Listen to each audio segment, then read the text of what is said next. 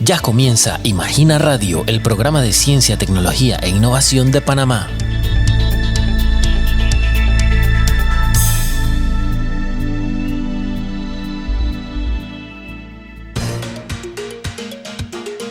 Estás en sintonía de Imagina Radio, el espacio radial con lo más reciente del acontecer científico de Panamá.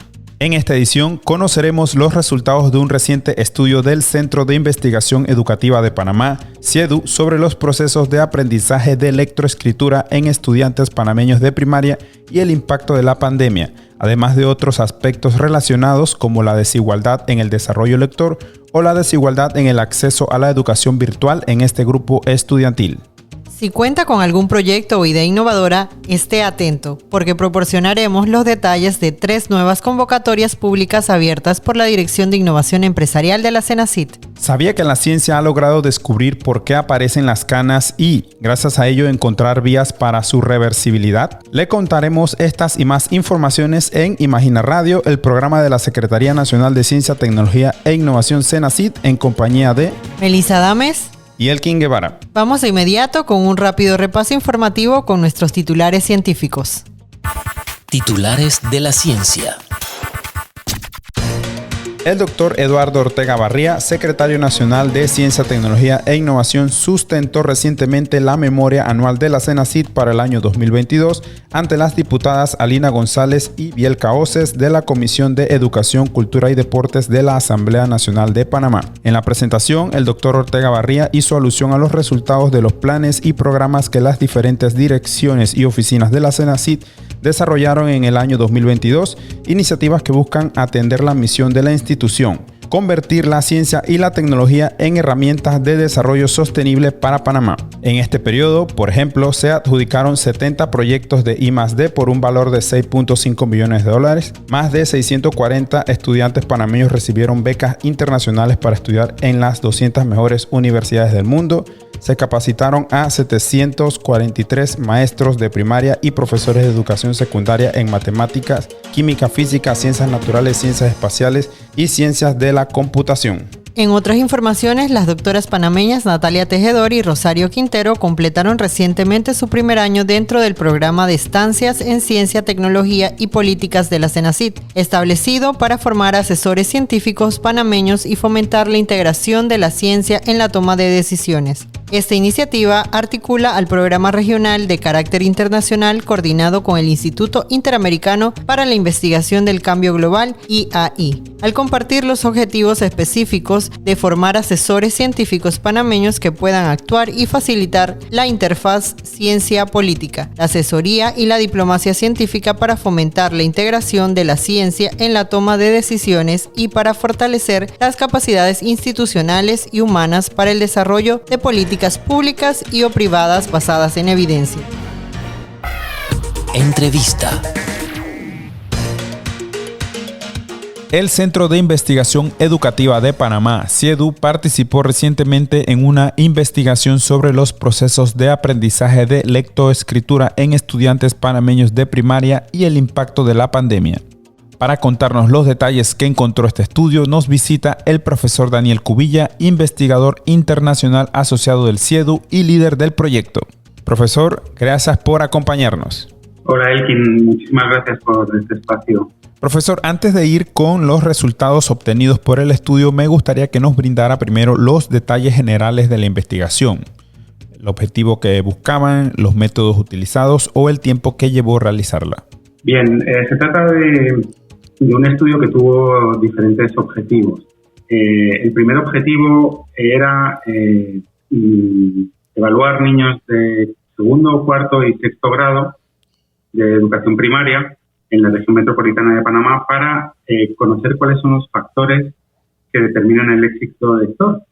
Panamá es un país que conoce diferentes dificultades, en el rendimiento lector, en la comprensión lectora, en las pruebas internacionales, y queríamos averiguar cuáles eran los factores que explicaban mejor el éxito o el fracaso en lectura de los estudiantes. Ese fue el primer objetivo. Y tuvimos otro objetivo también, que fue comparar el rendimiento de los estudiantes en esa toma de datos que la hicimos durante la pandemia. El contexto era que llevaban ya un año sin educación presencial, los estudiantes, y queríamos saber cuál había sido el impacto de ese año de educación virtual, del cierre de la educación presencial, comparando con una muestra, un estudio que teníamos anterior a la pandemia, en los mismos grados y en escuelas también seleccionadas aleatoriamente. Y por último, el tercer objetivo fue comprobar cuántas horas en promedio declaraban las familias haber tenido de estimulación escolar académica con los docentes de los niños y cuántas horas los padres le habían dedicado a acompañar durante la pandemia a sus hijos en la educación en el hogar. ¿En qué tiempo se realizó toda esta medición o la toma de datos, ¿no?, para esta investigación? Pusimos en marcha, era un estudio que se había previsto inicialmente para realizarlo presencialmente en las escuelas, pero nos tuvimos que adaptar al contexto con el que nos encontramos en ese momento, que era un contexto de confinamiento, y lo que hicimos fue organizar un sistema de videoconferencias, de evaluación por videoconferencia en 2 sesiones, en días distintos, y esta toma de datos la llevamos a cabo en 3 meses, en 2 meses y medio. Levantamos 339 participantes, datos de participantes, y pudimos llegar a las conclusiones, ¿no? Era una muestra equilibrada de niños de segundo, cuarto y sexto. Tuvimos niños del sistema público y niños del sistema privado, de escuelas oficiales y de escuelas particulares. Tratamos de que fuera realmente una muestra representativa de la población de la región metropolitana en cuanto a pesos, y también tuvimos en cuenta los pesos de cada una de las 5 regiones educativas que hay en la ciudad. Y ese fue un poco el diseño del levantamiento de datos, ¿no? Una muestra representativa. Las escuelas fueron seleccionadas aleatoriamente, tanto las públicas como las privadas, para que tuviéramos algo representativo. Ahora sí, pasemos a los principales resultados encontrados por la investigación. Bien, empezando por el segundo objetivo, que son las diferencias pre y durante la pandemia en cuanto a rendimiento lector, encontramos que efectivamente había habido una pérdida de rendimiento lector.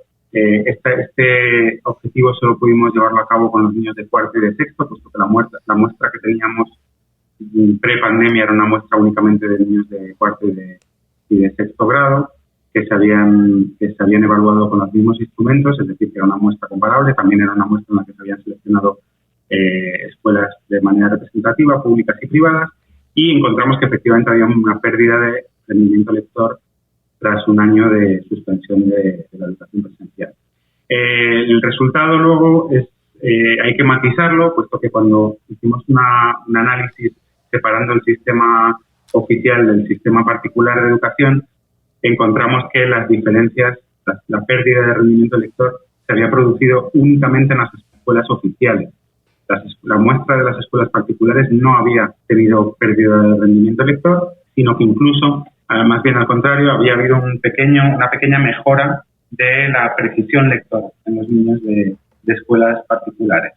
En los niños de escuelas oficiales, que es donde encontramos la pérdida de rendimiento lector, que además fue una pérdida bastante significativa, con tamaños rozando el tamaño medio de efecto en cuarto y en tamaño medio de efecto en sexto, pues esa pérdida se produjo en los parámetros de velocidad, en la velocidad de identificación de letras, en la velocidad de lectura de palabras y en la velocidad de lectura de pseudopalabras, que son palabras inventadas. Pero como digo, esa pérdida se produjo únicamente en el sistema oficial, llegando incluso a rozar una desviación estándar de pérdida en sexto grado, es un poco más acusada la pérdida.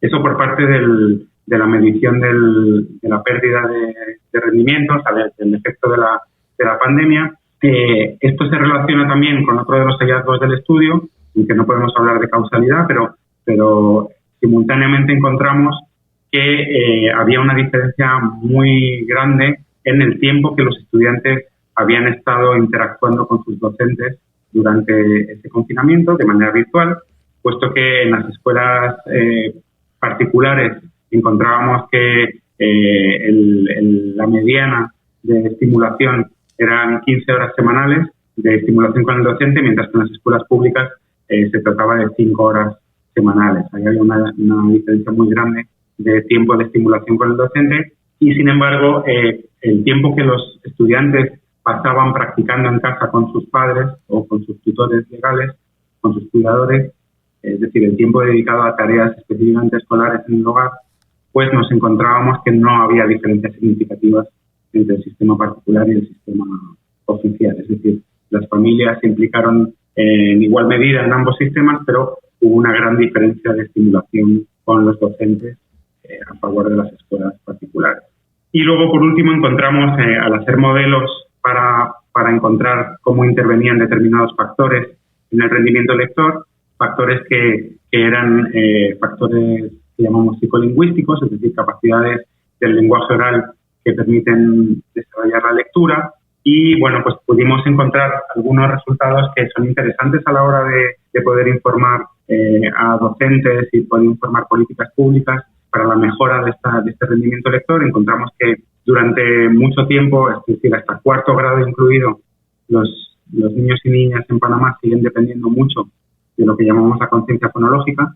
La conciencia fonológica es la capacidad que tiene la persona de imaginar y de manipular los elementos del lenguaje, las sílabas, pero específicamente los fonemas, los sonidos, cómo manipula esa persona los sonidos de su lengua materna.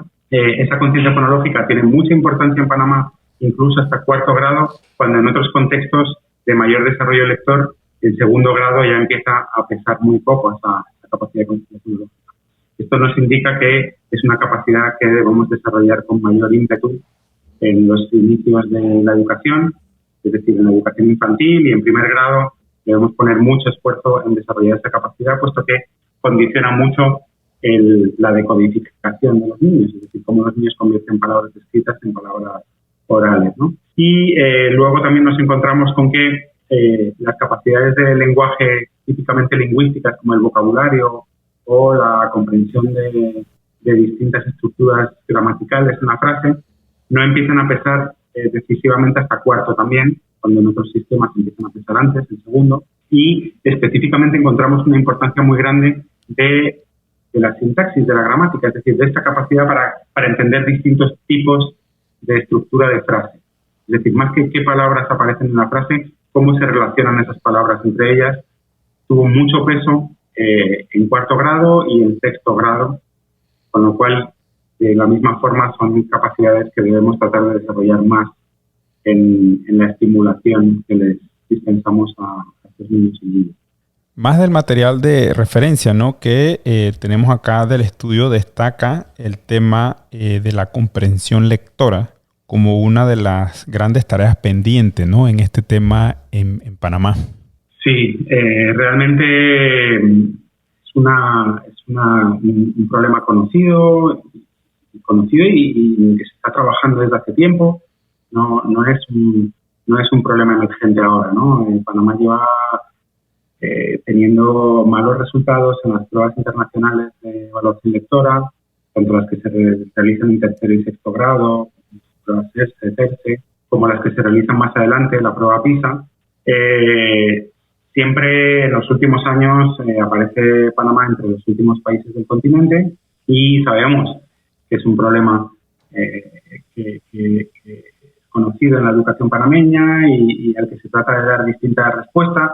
Y nosotros queríamos aportar también un poco nuestro grano de arena en ese estudio, ¿no? Puesto que nosotros pensamos que el problema debe analizarse desde el inicio, desde el aprendizaje de la decodificación, porque los modelos psicolingüísticos de la lectura con los que trabajamos determinan que la comprensión es el resultado de la decodificación y del dominio del lenguaje oral. Es una multiplicación de esos dos factores la que determina el resultado en comprensión. Entonces, nosotros tratamos precisamente en este estudio y estamos tratando en estudios que están en marcha de comprender mejor esos dos ingredientes de la comprensión lectora, ¿no? Porque pensamos que evaluar únicamente el resultado no es lo suficientemente explicativo. Creemos que debemos tratar de entender mejor cómo funciona la decodificación, cómo los niños aprenden a convertir palabras escritas en palabras de lenguaje oral y cómo funciona el lenguaje oral de los niños panameños. Porque, como le digo, uno de los modelos más difundidos de explicación de la comprensión lectora, que es el modelo de la concepción simple de la lectura, el Simple View of Reading, este modelo determina que esos dos factores, decodificación, la fluidez de la decodificación y manejo del lenguaje oral multiplicados entre sí, dan como resultado la comprensión. Creemos que tratando de entender mejor esos dos factores, conseguiremos encontrar respuestas más precisas y recomendaciones más precisas para la actuación, ¿no? Para tratar de mejorar en comprensión lectora, puesto que ya es un problema identificado y tratamos ya de trabajar en la resolución del problema más que en el diagnóstico. Pero creemos que diagnosticar los dos factores y entenderlos mejor y crear modelos de funcionamiento del niño lector, niño y niña, lectores panameños, nos va a ayudar a resolver este problema. Perfecto. Profesor, por último, me gustaría que nos compartiera brevemente el detalles, ¿no?, del trabajo en general que realiza el CIEDU aquí en Panamá. Bien, CIEDU es, como dice su nombre, es un centro de investigación educativa y tiene, digamos, dos misiones. La primera misión es generar información a través de la investigación, es decir, generar estudios con metodología rigurosa para levantar datos, para comprender mejor el funcionamiento de problemas y para comprender mejor el funcionamiento de soluciones. También pone a prueba intervenciones para ver su eficacia, es decir, genera investigación independiente y rigurosa, pero también tiene una segunda misión, que es la de divulgación. Es decir, que esos resultados que los que nos dedicamos a la investigación neuropsicológica, neurolingüística y educativa, nos quejamos a menudo de que la investigación se queda en la cabeza, ¿no? Y que hacemos cosas que creemos que van a tener impacto y que luego no son conocidas y que no tienen efecto luego en los usuarios y en las políticas públicas. Y precisamente CIEDU también tiene la misión de divulgar la investigación, de hacerla digerible por el público general y también de que llegue en forma de recomendaciones de política pública y recomendaciones para docentes, es decir, intentar que esos resultados luego tengan un impacto en la práctica, en la realidad. Profesor, muchas gracias por atender nuestras consultas. Ha sido un placer, gracias por darme la oportunidad de hablar de ciencia. Muchas gracias. Dato de la semana.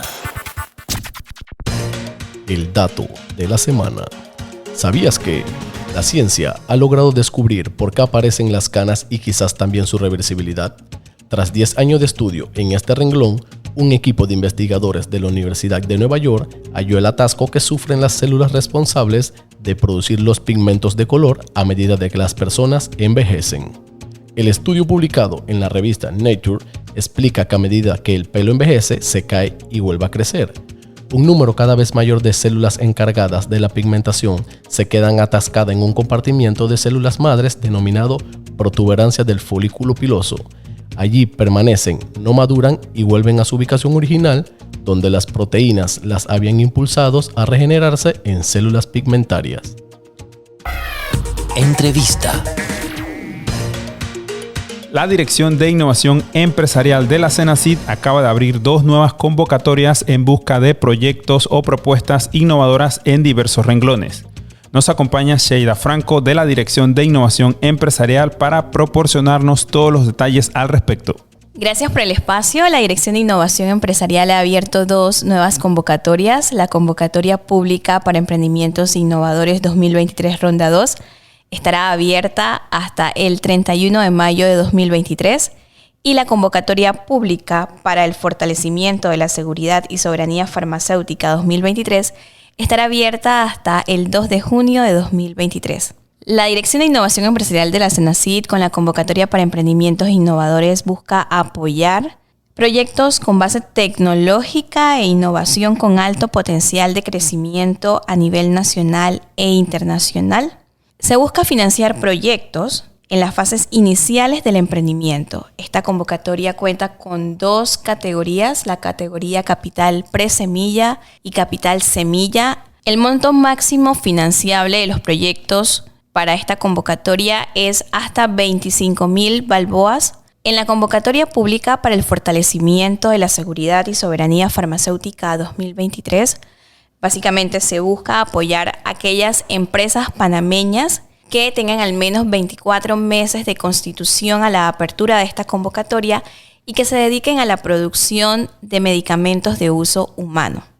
Buscamos financiar actividades, ya sea estancias, pasantías, talleres, simposios a nivel internacional por un monto de hasta 50,000 balboas. En esta convocatoria es esencial fortalecer el recurso humano calificado a nivel técnico que labore en las empresas que se dedican a la producción de medicamentos de uso humano. Perfecto. Ahora veamos en el caso de cada convocatoria para quienes está dirigido, ¿no? Puede ser persona natural o jurídica. ¿Nos comentas cuál es el caso de cada convocatoria? Sí, en la convocatoria pública para emprendimientos innovadores pueden participar personas naturales mayores de edad, de nacionalidad panameña y que sean residentes en Panamá. Y personas jurídicas con fines de lucro inscritas en Panamá en calidad de MIPYME. Son los dirigidos a los cuales esta convocatoria busca apoyar, mientras que la convocatoria pública para el fortalecimiento de la seguridad y soberanía farmacéutica igualmente está dirigido a personas jurídicas,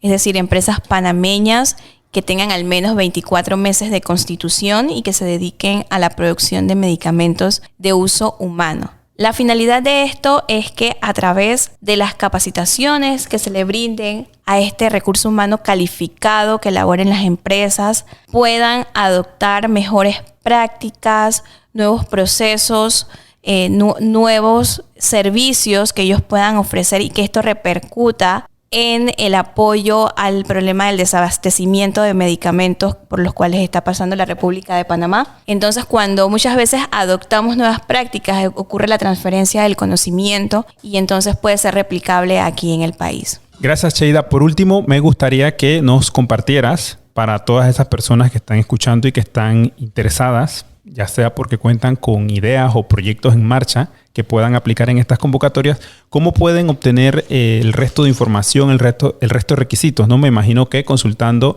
a la página de Senacid y también algún contacto o correo electrónico al que puedan escribir para consultas diversas. Pueden visitar la página web de la Senacid, senacid.go.pa, sección convocatorias, fondos para innovación y emprendimiento. Van a encontrar ambas convocatorias abiertas, todos los requisitos, bases, el anuncio, el afiche, el reglamento por los cuales está regida estas dos convocatorias.